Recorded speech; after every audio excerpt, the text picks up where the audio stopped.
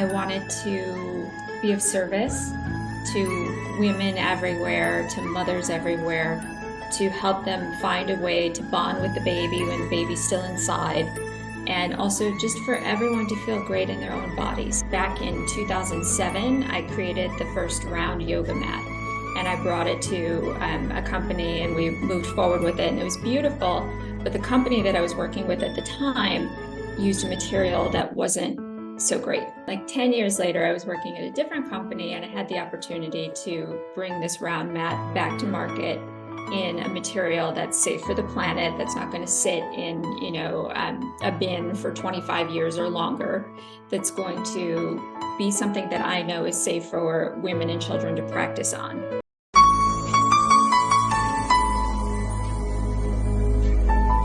Vanakkam, Namaste, and hello everyone. Welcome to the 38th episode of Inside the Minds of Great Yogis. In today's episode, we have a very special guest, Desi Bartlett. Desi Bartlett has been teaching health and wellness for over 25 years. She's a dynamic motivator and widely sought after international presenter and spokesperson. Her innovative approach to teaching is to tap into one's inner joy and let movement be an outer expression of that state. Originally from Chicago, she has earned a degree in Kinesiology, a minor in dance, her master's degree in corporate fitness, and is currently pursuing her doctoral degree.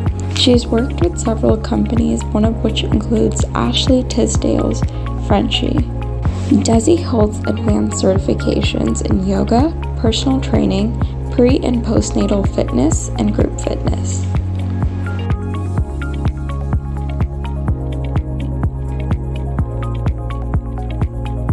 Let's give a big round of applause to Desi Bartlett.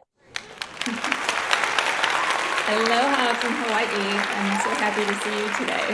Aloha, Desi. It's so nice to have you. How are you doing today?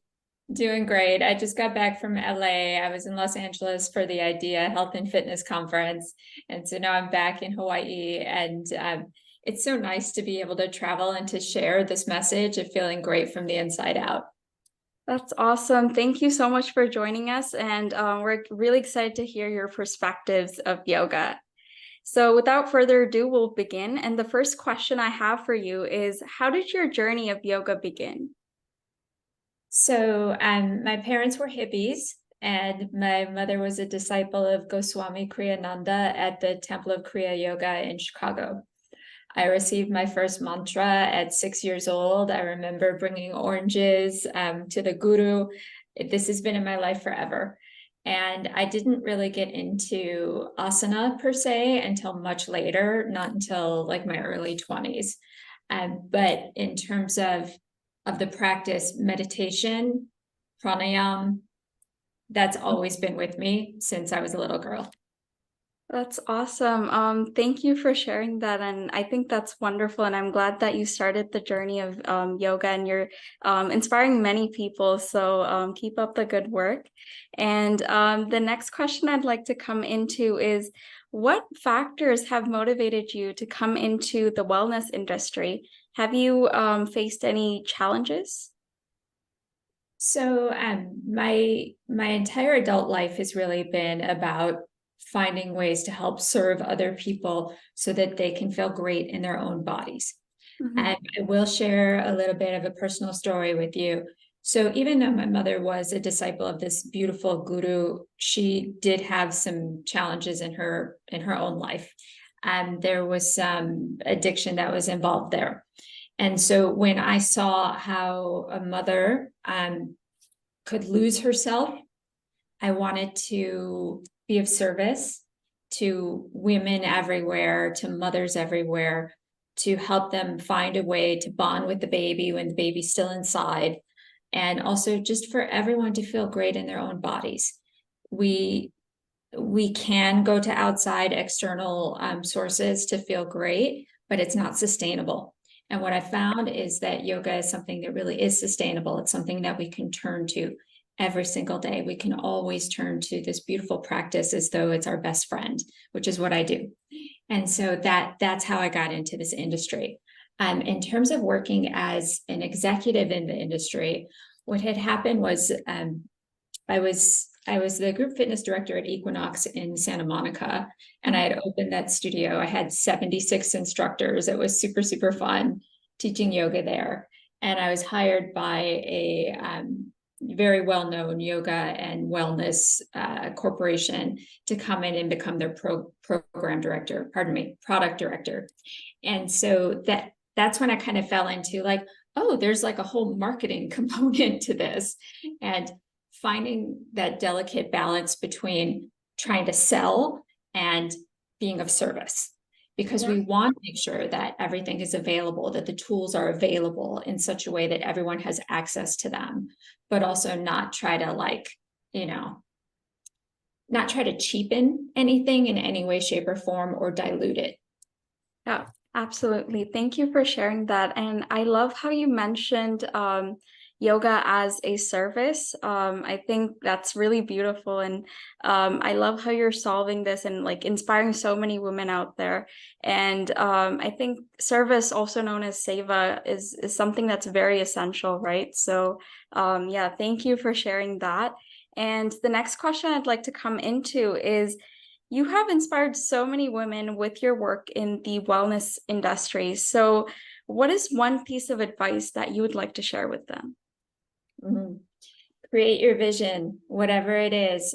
When the vision is given to you, especially if it's in meditation or any kind of sacred space, it's there for a reason.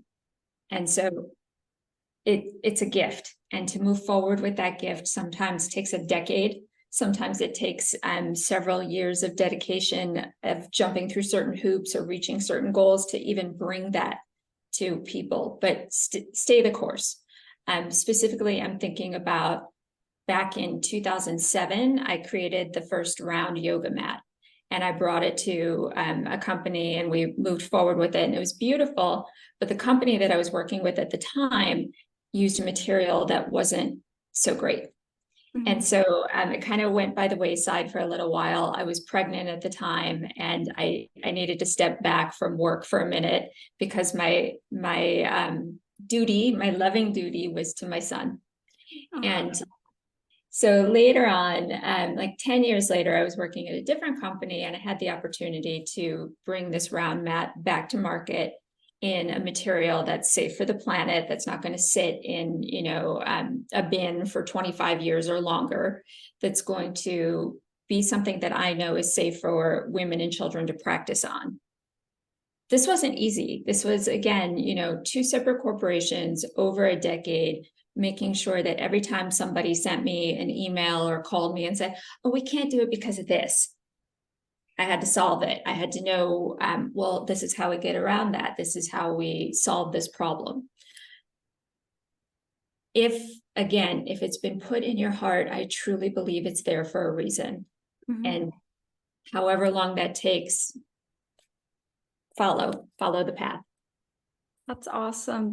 Thank you for sharing that. And I love how you said create your vision and just go after your goals and dreams. And I think that's something that's really important. In order to achieve something, you have to first have the faith in yourself in order to actually conquer something, right? So I think you're a great example of that as well. And as I've mentioned there, you've inspired many women out there. So I think that's a great advice. So thank you for sharing that. And the next question I'd like to come into is, can you share with us the books that you have written and what the inspiration behind them was? Yeah, so I'm really committed to helping women through transitions. Yeah. And your Strong, Sexy Pregnancy, a yoga and fitness guide. That's my second pregnancy. You can see my belly looks like a great big moonstone there. I think that we have sort of some strange ideas around pregnancy in terms of, like, there was the old paradigm of just relax, like sit on the couch for 9 months and eat bonbons. And then at the other end of the spectrum is life very often does kind of swings from one side to the other. Mm-hmm. Now we're like, oh yeah, go to CrossFit, like do your thing. And I truly believe that, like the Buddha said, there's a middle way. And finding balance in your body, mind, and heart can help you to find balance not only as a mother, but to offer that in the relationship that you have with the baby, whether the baby's inside your belly or in your arms. Now, I'll just say it. I'm 51. I'll be 52 in August. And I'm finding that in this new stage of life, when we're starting to talk about things like perimenopause and menopause and how your body changes, I really wanted to be of service to this population as well. And so I teamed up with two of my friends and we wrote this book, Total Body Beautiful. This is Nicole Stewart. She's a Pilates expert, and Andrea Orbeck, who is simply the best personal trainer I know. And then I brought in, of course, the yoga component. And so the three of us wanted to address mental health, emotional health, physical health from the lenses of Pilates, yoga, and resistance training, strength training. So it's this really beautiful integration, almost like a braid, the three different ways of thinking coming together. Yeah.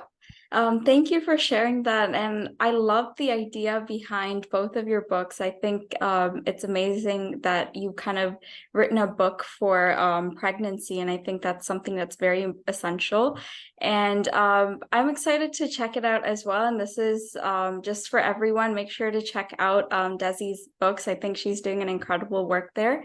And let us know how you like it. And feel free to give us, or Desi, feel free to follow her on Instagram, any social medias, and obviously give her feedback on how you enjoyed the book. Thank you for sharing that, Desi. And the next question I'd like to come into is, what encouraged you to create your own yoga platform? So women and mothers especially have so much advice coming at them. And one of the first things that I do when I'm working with a pregnant goddess is I say, maybe stay off of Google. There's just too much info. And anything that you're looking for, you're going to find differing opinions that could be at opposite ends of the spectrum. And it gets really, really confusing. And so what I'd like to invite women to do is to go within, to hear their own voice, to hear the voice of the universe, the divine, whatever term resonates with you. But there's a wisdom in our bodies that we can trust.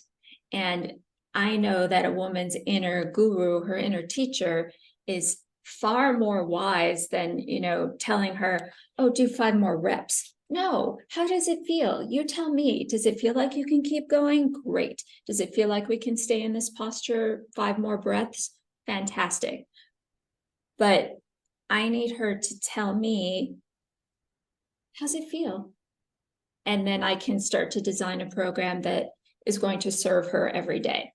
What I find is what's out there right now, I see a lot of one size fits all, and this is what you should do. And so what I like to do instead is say, here's 3 to 5 offerings. You choose how you feel that day and follow that. So if it's very yin and receptive and sweet and going within, fabulous. If it's more yang and fire, let's get a little blood flow going and feel our strength, cool.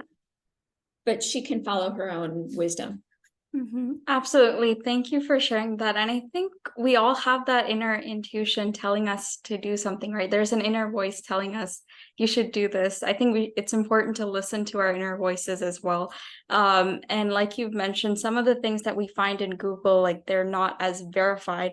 And some of them are very opinion based. So it's based on one person's kind of idea or like multiple people's idea, but it's not really verified, right? So I really like the idea behind where you said that we should listen to our inner selves and really listen to the inner voices and go with that. So yeah, thank you for sharing that.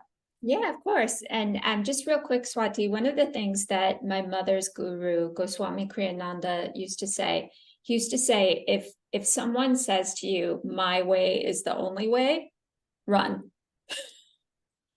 There's many different ways of being of service. Yeah, absolutely. Thank you for sharing that, Desi. I love that. And now I have some rapid fire questions for you. And the first question I'd like to come into is, do you have any tips for incorporating yoga into your daily schedule? Yeah, 10 minutes every morning, no matter what, as soon as you wake up.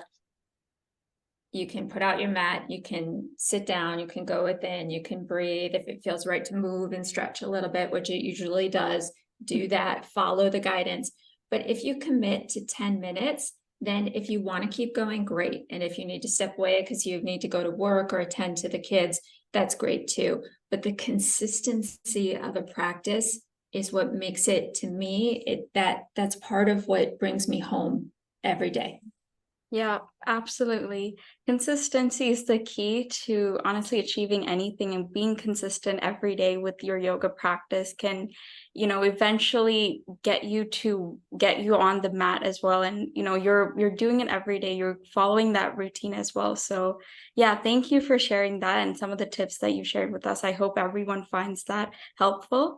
And the next question I'd like to come into is, being a mom, how do you balance your schedule and find time to teach yoga? So my kids are a little older now. My older son is 14. He's about to start high school. I can't believe he's going to drive. I'm like, oh my God. And then my little guy is 9. He'll be 10 this year. He's going into 4th grade. And so I'm at the point of my motherhood journey where they're in school most of the day. Right now during the summer, one's in camp, one's in like sports all day. So I'm kind of like, will you come spend time with me? I'm bringing them onto the mat when I can, or to the beach, or let's go for a drive, whatever it is. But I remember when they were very little, trying to find that, like, when should I work, that kind of thing. And for me personally, I find that those hours, the school hours of like 8 to 3, let's say, that really rich, full time in which you can get a lot done. But as soon as they come back to the house, or as soon as it's 3 o'clock when they're little, like I was done. I would put on my auto email, I'll get back to you tomorrow. There has to be sacred space. There has to be time cut out for each child, in my opinion. Yeah, thank you for sharing that, Desi. I hope everyone resonates with that and finds that helpful as well. And the final question I'd like to come into is, what has yoga taught you about yourself? Everything.